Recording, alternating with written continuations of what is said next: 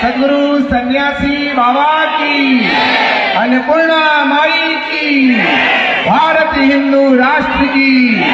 जय जय श्री राम, जय जय श्री राम, जय जय श्री राम। आप सभी श्रद्धालुगण भक्तों से अनुरोध है, कृपया आप सभी अपने स्थान पर विराजमान हो जाएं। आज सकल पदार्थ पाता है,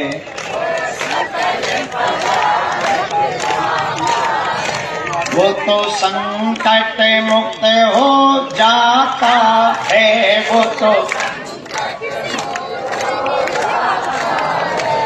तो गुरु आगेश्वर का हो जाता है, वो तो कौन कौन बालाजी का होना चाहता? राम राम,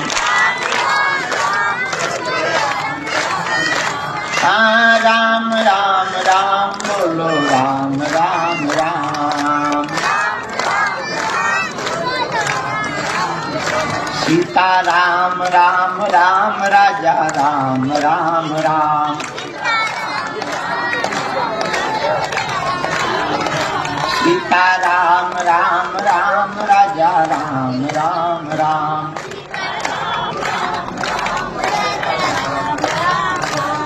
हाँ राम राम राम बोलो, राम राम राम। हम हैं बालाजी के बालाजी हमारे हैं, हम हैं बालाजी के बालाजी हमारे हैं, बालाजी के बालाजी हमारे हैं, हम हैं बालाजी के बालाजी हमारे हैं, हम हैं राम जी के राम जी हमारे हैं,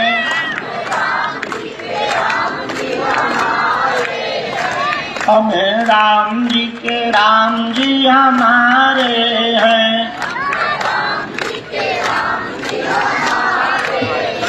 हमें गुरु जी के गुरु जी हमारे हैं,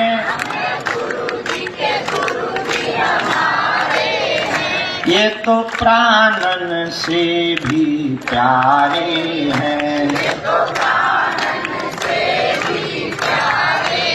यदि बालाजी तुम्हारे भी प्रिय हैं, हमारे तो हैं, तो गाओ राम राम राम बोलो, राम राम राम, राम राम राम बोलो, राम राम राम। जय जय राम राम राम बोलो, राम राम राम, राम राम राम बोलो, राम राम राम। सीता राम राम राम, राजा राम राम राम। सीता राम राम राम, राजा राम राम राम।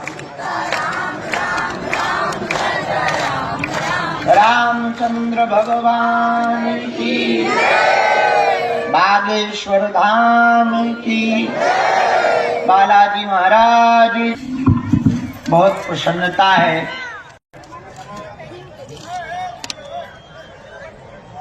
और उसके बाद हमने प्रसाद भी पा लिया, थोड़ा विश्राम भी कर लिया। हमारे गांव में कहावत है, खा पी करके पौड़ो, पिटाई करके दौड़ो। हाँ, एक दिन हमने पूछा कि खा पी करके पौड़ो तो ठीक है, मार पीट करके दौड़ो क्यों? बोले वहां रहोगे तो तुम पिट जाओ। हमने कहा तो ठीक। बहुत ही अभूतपूर्व तरीके से हनुमान जी की कृपा से सेवा चल रही। एक मन में विचार आया, फिर जैसा आप लोग कहो वैसा निर्णय करो। शाम का दरबार यदि सुबह 6 बजे लगाया जाए तो कैसा रहेगा? हैं? आधे आधे बोल रहे हैं। शाम को ही ठीक है। है? दिन में गर्मी बहुत होती, तो विचार दिया हमको कि यदि शाम का सुबह लगाओ तो शाम को, तो फिर शाम को ही ठीक है, फिर बदला न जाए, विचार भाड़ न जाए। कल दिन में 2020, सन 2021, सन 2022 और सन 2023, इन 4 वर्षों में 2023 तक जिन बेटियों का विवाह बागेश्वर धाम से हुआ, उन बेटियों दमादों का कल निमंत्रण रखा गया है।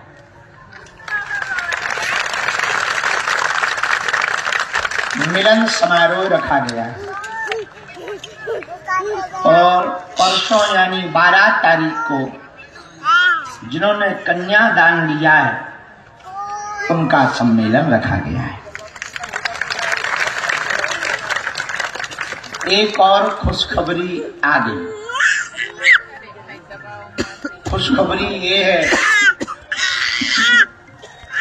नवरात्रि में दरबार कथा इस बार कुछ नहीं है, लेकिन जिन्होंने सन्यासी बाबा की साधना ले रखी, 4 वर्षों से सन्यासी बाबा की साधना चल रही है। हर वर्ष शिवरात्रि के एक दिन पहले साधना दी जाती है। जितने भी सन्यासी बाबा के साधक हैं, उन सबके लिए बड़ी अद्भुत है। 25 मार्च को सुबह 4 बजे बागेश्वर धाम पर सभी सन्यासी बाबा के साधकों को पहुंचना है।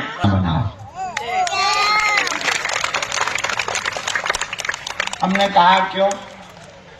बोले शास्त्री जी, प्रभाव से किसी को अपना बनाओगे तो वो आपका तब तक रहेगा जब तक प्रभाव रहेगा, पर किसी को यदि स्वभाव से अपना बना लोगे तो वो तब तक आपका रहेगा जब तक आपका तन रहेगा, श्वास रहेगा। बात समझ आ गई है? और हम लोगों का स्वभाव कैसा है? काम पड़े कछु और है, काम करे कछु और, ब्याह होत के बाद में नदी सिरावे मोर। ऐसा स्वभाव है हम लोगों का। बोले कैसा? बोले जब काम पड़े तब कछु और स्वभाव है, काम निकल जाए तो कुछ और स्वभाव है। जैसे विवाह होने के बाद जो सेहरा दूल्हा शादी के समय बड़ा संजो करके रखता है, ध्यान रखता है, बड़ा संभाल करके रखता है, पर ब्याह होते ही उसे नदी में फेंक देता है, लापता हो जाता है, वैसी मनुष्य का स्वभाव है। काम पड़ने पर वो कुछ और व्यक्ति को इज्जत देता है, काम निकल जाने पर कुछ भी इज्जत नहीं देता है। तो प्रभाव से आप किसी को बनाओगे, जब तक उसका स्वार्थ आपसे होगा तब तक तो वो विनम्रता पूर्वक रहेगा, फिर वो अपनी असली औकात दिखा देगा। इसीलिए किसी को भी अपना प्रभाव से मत बनाओ, बनाना ही है तो अपना स्वभाव से अपना बनाओ।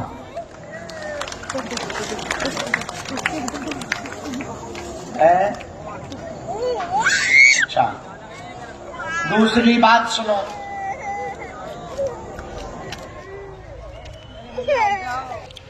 तो महकोगे, पक्का है। पर इत्र कब तक महकता है? जब तक धुल ना जाए, थोड़ा फिर खुशबू बंद हो जाएगी। इत्र की खुशबू से महकने का भाव रखने वाले जितने लोग हैं, हमारी बात सुनो। इत्र की खुशबू तो अस्थायी होती है, टिकाऊ नहीं होती है। आप अपने किरदार की खुशबू से महकना प्रारंभ करो। अपना किरदार इतना मजबूत करो, इतना महत्वपूर्ण करो कि भले ही शरीर में इत्र ना लगाओ, और किरदार यदि बढ़िया होगा ना आपका तो खूब महकोगे। और आदमी तब है जब उसके पहुंचने के पहले उसका नक्की हो, अनवरत आप लगे रहो। बिहार का एक आदमी हुआ, नाम आप सबने सुना होगा, दशरथ माझी। उसने पूरे पर्वत को चीरकर रास्ता बना दिया, 2 भाग कर दिए पर्वत के। बताओ, भला गांव वाले शुरू में हंसते थे, क्या कर रहे हो? बोले रास्ता बना रहे हैं पर्वत के बीच से। गांव वाले बोले पागल हो क्या, कहीं पर्वत को चीरकर रास्ता बनता है? बोले क्यों नहीं बनता है। गांव वाले हंसते रहे, ऐसे ही मर जाओगे पूरी ख्वाहिश में। तीसरी बात सुनो,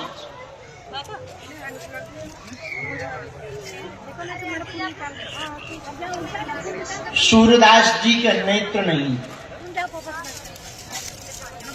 आंखें। गांव में लोगों ने धक्का दे देते थे, उल्टा सीधा बोल देते, हे अंधे। सूरदास जी हंसते थे, हमारे तो आंखें नहीं है फिर भी हमें अंधे कह रहे हो। कुछ लोगों को तो दिखाई भी देता है फिर भी नहीं देखते। अब समझ नहीं आता अंधा कौन है। एक दिन गांव वालों ने धक्का मुक्की कर दी तो वो बाहर आ गए। घूमते घामते वृंदावन पहुंच गए। वृंदावन में उनकी आदत थी, रोज ठाकुर जी के मंदिर में जाकर के एक स्वरचित पद सुनाते थे, और जो वो पद गाया करते थे वहां पर, उस पद में भगवान की छवि का वर्णन करते थे कि आज भगवान ने ऐसे कपड़े पहन लिए, आज भगवान ऐसे लग रहे हैं, आज भगवान ने ऐसी माला पहन ली है, आज भगवान बड़े प्यारे लग रहे, आज भगवान बड़े मलूक लग रहे, आज भगवान बड़े सोहने लग रहे, आज भगवान ऐसे लग रहे। रोज यही पद सुना करके भगवान को रिझाते थे। मंदिर वालों को लगता था कि कोई इनके कान में बता देता है पहले कि आज भगवान ने पीले कपड़े पहने, आज भगवान ने लाल वस्त्र पहने, आज भगवान ने हरे वस्त्र पहने, और वो वैसे ही पद गाते थे।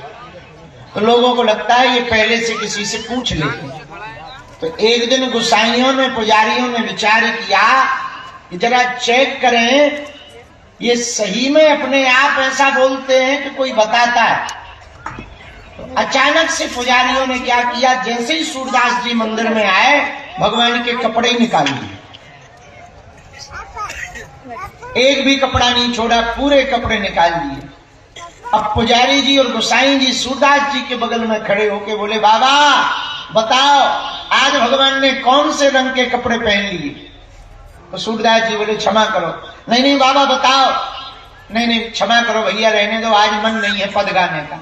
अरे कैसे नहीं है मन, गाओ, बताओ आज कौन से कलर के भगवान ने कपड़े पहने हैं? तो सूरदास जी ने दोनों हाथ अपनी आंखों में लगा करके कहा, आज भगवान सबसे ज्यादा सुंदर लग रहे। गोसाई पंडित बोले क्यों?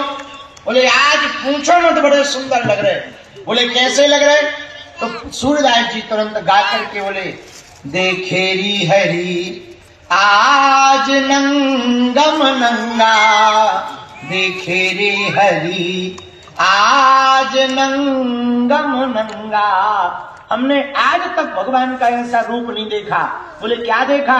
बोले आज भगवान नंगम नंगा है, कपड़ा है ही नहीं है भगवान की, और आंखों को छुपा करके मारे शर्म के मुंह टेढ़ा कर लिया। तब गुसाइयों को समझ में आया कि हम लोगों के आंखें भी हैं फिर भी भगवान को नहीं। इस बात पर एक बात और बोले, कह दो, बोलो जरा जोर से कहो, और जोर से कहो। इस बात पर एक बात ये है प्रियजनों कि हम मंदिर भगवान के जाएं, भगवान को ना देख पाए तो भी कोई बुराई नहीं है। भगवान के सन्मुख द्वार पर खड़े हो जाएं, हम भले ही भगवान को ना देख पाए, भगवान हमें देख ले बस वही काम बन जाएगा। भाई हम भगवान को तो देख ही नहीं सकते। इन मायावी आंखों में कहां इतनी ताकत है जो भगवान को देख पाए। हम लोगों की आंखें तो वैसे ही न जाने क्या क्या विचित्रता देखती रहती। तो भगवान की दृष्टि तो अपार है। श्री रामचंद्र कृपालु भजन स्तुति में, रामाष्टकम में एक जगह लिखा, आजानु भुजसर चाप धरि संग्राम जित खर दूषणम। आजानु का मतलब है भगवान की आजानु भुजाएं। आजानु का अर्थ होता है लंबी भुजाएं। तो एक संत ने लिखा, मेरे प्रभु की लंबी भुजाएं अपने भक्त को सदा बचाएं। भगवान की लंबी भुजाएं भैया, इनकी लंबी भुजाएं हैं, इनकी अनंत दृष्टि है और ये अनंत करुणा वाले हैं। पागलों, हम भगवान को ना भी देख पाए तो चलेगा, भगवान हमें देख ले तो काम बन जाए। इसलिए सदैव ऐसा प्रयत्न करो कि भगवान हमको देख लें, चाहे जिस बहाने भगवान देखें, हमें देख लें। हम श्रृंगार भी करें तो अपने परमात्मा के लिए करें, हम जीवन भी जिए तो अपने प्रभु के लिए जिए, हम बात भी बोलें तो केवल अपने प्रभु के लिए बोलें, हम विचार भी करें तो केवल अपने प्रभु के लिए विचार करें।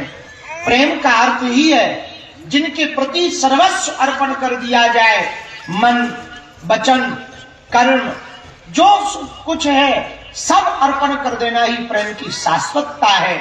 मेरे प्रियजनों, मेरे पागलों, परमात्मा के प्रति जब जीवात्मा का, हम सब जीवों का, हम सब भक्तों का अटूट अर्पण हो जाता, समर्पण हो जाता, तो फिर परमात्मा भी खाली नहीं बैठता, वो भी बाहें पकड़ करके भक्त का बेड़ा पार कर देता।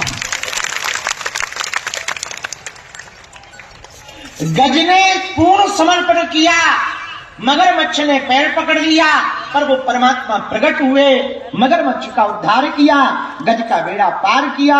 भैया, मीरा को विष दिया पर उसने पूर्ण समर्पण किया तो परमात्मा ने विष को भी अमृत बना दिया।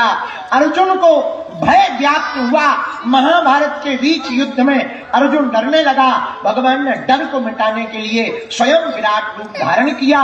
केवल भक्त के लिए, भक्तों के कल्याण के लिए भगवान को कुछ भी करना पड़े तो भगवान कर जाते हैं। और तो दूर की बात है, नामदेव जी महाराज के लिए तो भगवान स्वयं कुत्ता बन करके प्रकट हो गए, स्वान बन गए।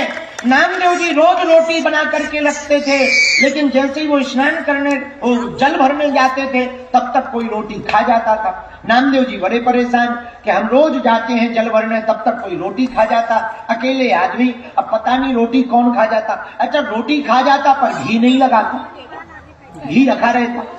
एक दिन नामदेव जी ने छिपकर देखा, एक कुत्ता आया चुपके से और रोटी ले जाने लगा।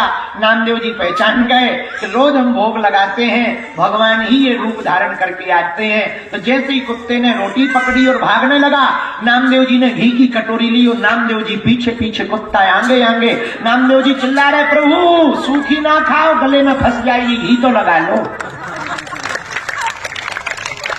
आगे आगे स्वान, आगे आगे कुत्ता, पीछे पीछे नामदेव जी घी की कटोरी लिए दौड़े जा रहे। लंबा रास्ता हो गया, पैर में चोट लग गई, गिर पड़े, और जैसे ही गिर पड़े तो भगवान से भी नहीं रहा गया।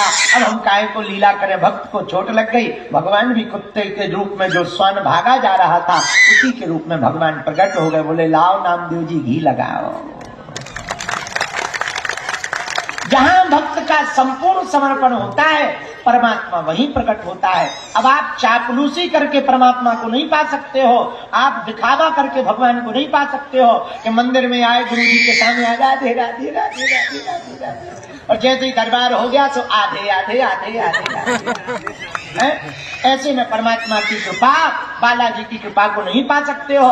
तुम यहाँ आके हाथ जोड़ के बैठे हो और जैसे ही दरबार हो गया तो तुरंत है चाय यार, चाय कचौड़ी उठा कर चटनी डाल चटनी। तो अब आप कहो भाई इसका मतलब भोजन पाओ, पर आप कहो कि हम दिखावा की भक्ति करके भगवान को प्रसन्न कर लें तो भगवान प्रसन्न नहीं हो सकते। भगवान दिखावा की भक्ति से प्रसन्न नहीं होते, भगवान प्रभाव से प्रसन्न नहीं होते। परमात्मा तो भाव से प्रकट होता है, भाव से प्रसन्न होता है। रामचरितमानस में इसका स्पष्ट वर्णन है। भाव को भाई अनक आलस हूं, नाम जपत मंगल दिश दस हूं। भाव से भजो या कुभाव से भजो, भगवान जो है नाम जपते ही दसों दिशाओं में मंगल होने लगता है। इसलिए मेरे पागलों, मेरे प्रिय श्रोताओं, हमारे प्रिय आत्माओं, जितने भी दरबार में यहाँ उपस्थित आज सज्जन समुदाय हुआ, हमारी संपूर्ण जनमानस से प्रार्थना है तुम भाव से बालाजी को बुलाकर तो देखो, भाव से बालाजी के चरण पकड़ करके तो देखो। पर्चा बने या ना बने पर काम तो सफल होकर के तुम्हारा रहेगा। कली काल के एकमात्र देवता श्री बालाजी महाराज हैं, जो स्वयंभू रूप में विराजमान श्री बागेश्वर हनुमान जी बनकर बैठे हैं। यही बालाजी तीन जगह रूप में, तीन रूपों में बैठे हैं। भारत में हनुमान जी तीन जगह बालाजी बनकर के विशेष रूप से पूज रहे हैं। सालासर बालाजी के रूप में पूज रहे, मेहंदीपुर बालाजी के रूप में पूज रहे, मध्य प्रदेश के छतरपुर जिले के गड़ा ग्राम के इस छोटे से स्थान पर बागेश्वर बालाजी के रूप में पूज रहे हैं। लाखों लोगों की बिगड़ी बनाने वाले बालाजी, खाली झोली भरने वाले बालाजी, रोते हुए को हंसाने वाले बालाजी महाराज बड़े दिव्य हैं, भव्य हैं। यहाँ की शक्तियां बड़ी दिव्य हैं भैया। ऐसी दया कृपा करते हैं, कोई भी इस दर से खाली नहीं जाता है। कोई भी यहाँ पर बाहें पसारता है, बालाजी उनकी बाहें पकड़ करके सदा सदा के लिए अपना बना लेते हैं। ऐसे बालाजी जहां सन्यासी बाबा ने 1.25 करोड़ हनुमान चालीसा का पाठ किया, जब तक किया, जहां परिक्रमा लगाने का महत्व है, जहां नारियल बांधने का महत्व है, जहां पेशी करने का महत्व है, जो भी भगत 21-31 पेशी का नियम लेकर के बालाजी के चरणों में माथा टेकता है, सेना पहुंचती है। स्वप्न में 2 दिन तक बंदर दिखाई देते हैं तो समझ जाना बालाजी ने सेना पहुंचा दी। अब काम सफल होकर के ही रहेगा, पर्चा बने या ना बने, काम तो होकर के ही रहेगा।